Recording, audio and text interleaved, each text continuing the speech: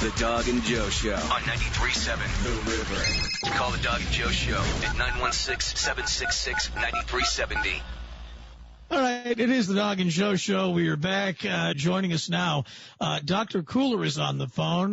Good morning, Dr. Kooler. Hopefully you can hear us okay. You got us? You there? You with us? I am totally with you. Thank you for having me this morning. Hey, thank you so much. Dr. Kooler, first I have to apologize. Did you hear any of our conversation that me and dim-witted Joe were having before we went to commercial break? I heard it all, and you all are reflecting exactly what everybody is feeling. COVID is making everybody uncomfortable, the stress we're all feeling, and most of us aren't willing to talk about it. So just knowing that other people feel this way is one of the ways we start to get through this together. So if you can, and we got a lot of stuff I want to ask you. Hopefully we can get to some of it or all of it. What is the difference? We'll start easy. What is the difference between hypochondria and germaphobia?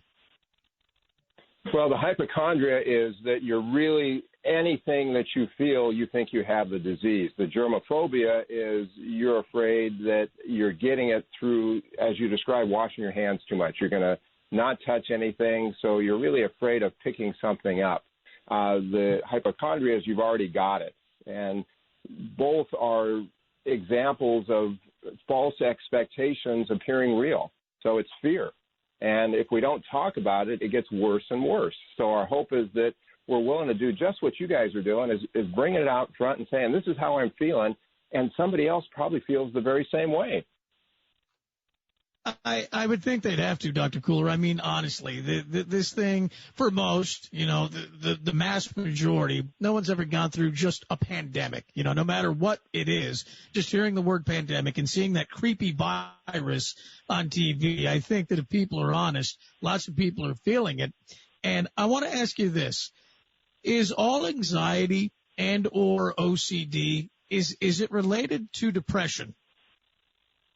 Well, it can lead to depression, but not all anxiety is bad.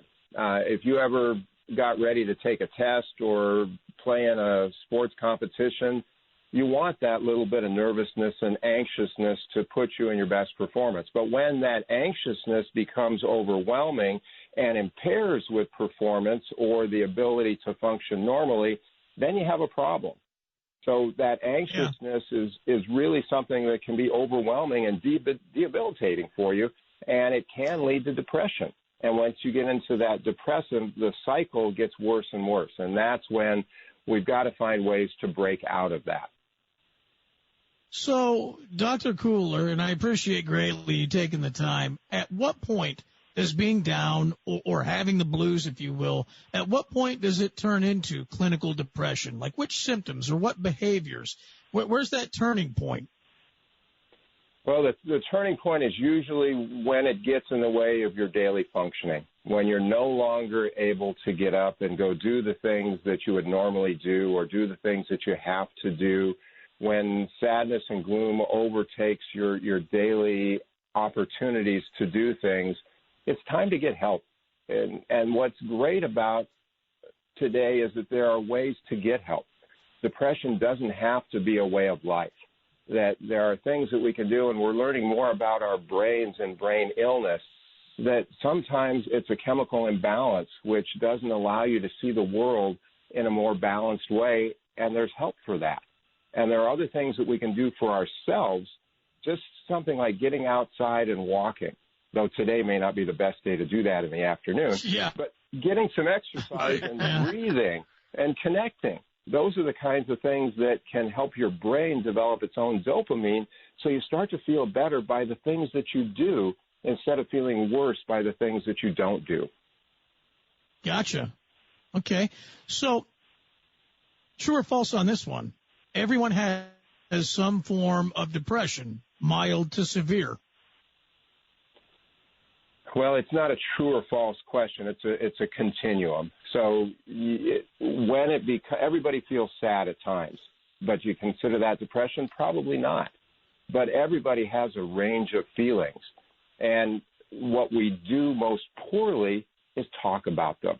A lot of us feel like we want to be men and we're going to stuff it and we're not going to say anything and we're just going to tough it out. And that usually makes it worse. So trying to find out and being able to express and being able to say, yeah, I'm not feeling quite right. I'm feeling kind of sad. And letting somebody go, yeah, you haven't been quite right lately. And that can go to the point where we start to get folks who are feeling so sad and so depressed that suicidal ideation becomes an issue, and they start thinking about suicide. And if you have somebody that is feeling bad and not acting quite right, asking them is the right thing to do. Because if you don't ask, you can't help. And if you don't know, you can't get them the help that they need. So Dr. Kooler, what takes someone from a depressed state or severe depressed state, what takes them into that suicidal mode? I mean, what happens that goes from there? Is it just because it's been untreated, or is it just, does it fester? What goes from A to B to C? How does that work, if you could? I know it's a confusing question, but I guess I'm looking for the answer of, if people are out there, are they depressed? Are they wondering if they're suicidal? How does it morph? Well, again, there's no one pathway. It's a variety of paths that different people and different actions in their life might take. But usually it's a sense of lack of hope, that there is no sense of a future, that people wouldn't miss me if I was gone. When you hear those kinds of things, those are really strong cues that somebody needs to get some help. So there are maybe thoughts, but then going from the thought to the action, it can be a trigger. It can be anything that might push someone over the edge to doing something that doesn't have a way to reverse. And we're really looking for each of us to be on the front lines to help catch other people who might be feeling that way. And in these times, we are concerned that COVID, because of the isolation, because of the potential of getting sick or family members getting sick, that we're all feeling this extra stress in our lives and trying to find ways to address that. And that's the kind of thing that we're working on with CalHope, and really working together to help each other not go down a path that leads to disaster, because the behavioral health issues that you talked about earlier are coming. This public health emergency started with a virus, but it will morph into a behavioral health issue that will be of huge proportions if we don't address it early. So, Dr. Kooler, do you think the aftermath and these health conditions that come from this, do you think that could be just as bad as the virus in the years to come? It's a little bit like PTSD, when you're going to find people who have been through these experiences may not see the mental health consequences until a year or maybe more later. So absolutely, we are concerned that first there is the physical health emergency, but then that will be followed by a behavioral health or mental health emergency. And we're trying to put things in place to help people get through that, trying to make sure that you don't have to go to the higher level of services, the higher level of trauma before you do something. And that's really what we're trying to do with the CalHope program, is step in front of the behavioral health pandemic that may be coming and really begin to normalize the stress and anxiety and support people, and trying not to have the impact of isolation, the physical health issues, the economic uncertainty that can come with it, food insecurity, housing insecurity, that the virus alone isn't what gives people trouble, but because of the things we have to do to stop the virus, we see unemployment going up, and unemployment can be one of the greatest triggers to mental health issues. Mm-hmm. Dr. Kooler, I was curious because you had mentioned earlier that as somebody, if you see these warning signs, you should reach out, you should touch base and all these things. But what do you do? And maybe CalHope can help with this. How do you navigate when somebody who is showing these signs doesn't want your help? That's a great question, Dana. And a lot of people who are in that position think they can fix it themselves. And persistence is key, that in a loving, caring way, making sure that they know you're not doing it because you want to control them. You want to help them because you love them and you care about them and you want them to have a great life. So it's really trying to get in front of a really bad decision that somebody might make. And some of the things that you can do, you all do every morning: breathing, laughing, finding the music that makes you feel better. You all are one of the best first aids for mental health, is getting people to breathe and to laugh and to let their brains have a break from the news that is just overwhelming at times. So really want to appreciate what you guys do every morning and really helping people improve their mental health. Well, Dr. Kooler, that's a great sentiment there, but you obviously don't listen a lot because we are very limited on the laugh department. A lot of laughs. Those don't happen here often, Dr. Kooler. We need to work harder at the laugh part of it. Boy, not that funny.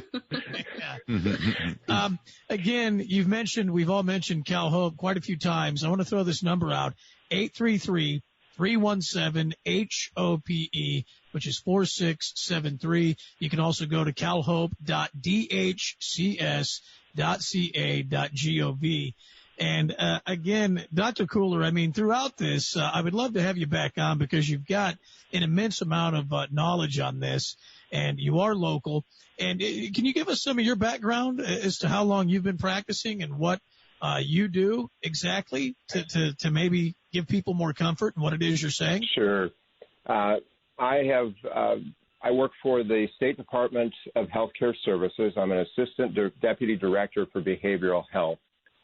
Since 1984, I've been working in the alcohol and drug abuse prevention field, primarily with young people, helping them find a pathway to success and helping young people become contributing members to making their communities great places to live. Right now, I have the opportunity of working on a project with FEMA, the Federal Emergency Management Agency, on bringing a crisis counseling program to California. We have a proposal in with them for $82 million statewide to help raise awareness around CalHope, helping people understand that what we're feeling right now is normal, that there is help available. So we have media, we have radio ads. We've got the website that you mentioned, the CalHope.dhcs.ca.gov, and we've got the warm line where people who've experienced mental health illnesses are there to help, and a peer can help you at the 833-317-4673. There are people that want to help. So my role in this is really to be a connector of dots, to really help people find resources to help them feel better, to help them know that hopefully we're going to get through this together, and it's going to take a while, but together we're going to make a difference. And you all are doing that just by doing the right things, by wearing our masks, washing our hands, staying physically distant, but socially connected, making sure that you call family and friends. It's amazing, those things we have on our hands all the time that we're touching. You can actually talk to people with those things. Actually make a phone call. Talk to your mom, talk to your relatives. It's in our hands to make a difference, and we can beat this virus. If everybody's willing to do their part, we can stop this, but it's up to us, and we can do it together. Dr. Kooler, in closing, if we can end on a brighter note, me and my washing of the hands, and if you heard the earlier segment, I told you I've never been worried about germs. You know, I've always been worried about the flu. I get my flu shots. You know, I've done so for the last 10 or 12 years.